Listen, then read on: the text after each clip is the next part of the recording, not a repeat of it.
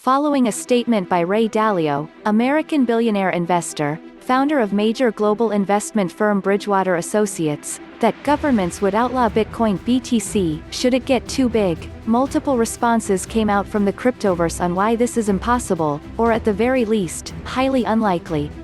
If Bitcoin becomes material, the governments won't allow it. I mean, they'll outlaw it, said Dalio in a November 7 interview with Yahoo Finance. They'll use whatever teeth they have to enforce that. The governments would forbid people to transact in Bitcoin, putting people in a position where such a transaction might be a felony, argued the investor.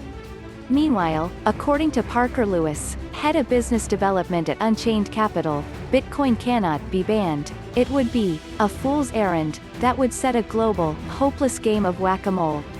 He stated that it is irrational to believe that all the people in the world who adopted Bitcoin for financial freedom and sovereignty would simply accept the ultimate infringement of the most basic freedoms it's designed to provide and preserve. Furthermore, setting aside the constitutional issues, it would be technically infeasible to enforce a ban of Bitcoin in any meaningful way. Lewis argued that, following the interview, numerous other counterarguments came from the cryptoverse, stating that the idea behind Dalio's statement is overestimated, unreasonable, even impossible, and that banning it might actually lead to its accelerated adoption. One such commenter is Moon Capital, finding that the threat of governments banning BTC is highly overestimated, and not possible or even reasonable, adding that governments have been unsuccessful at banning even those things that exist physically. Per their comments, a person who presents such an argument has already conceded that BTC is the world's most valuable monetary good, and understand that BTC will become valuable to such an extent that the governments will find it threatening.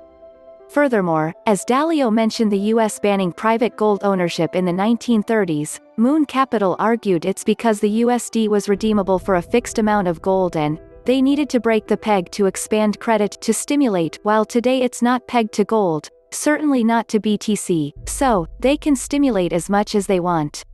Popular generalist investor Lynn Alden, who's also an advisor to Swan Bitcoin, a BTC investing app, seems to agree, saying that it was difficult to enforce the gold ban in the first place, and though governments can ban exchanges and make it illegal to own BTC, which would drive out institutional money and put Bitcoin into the black market, the problem is that large investors and companies already own it.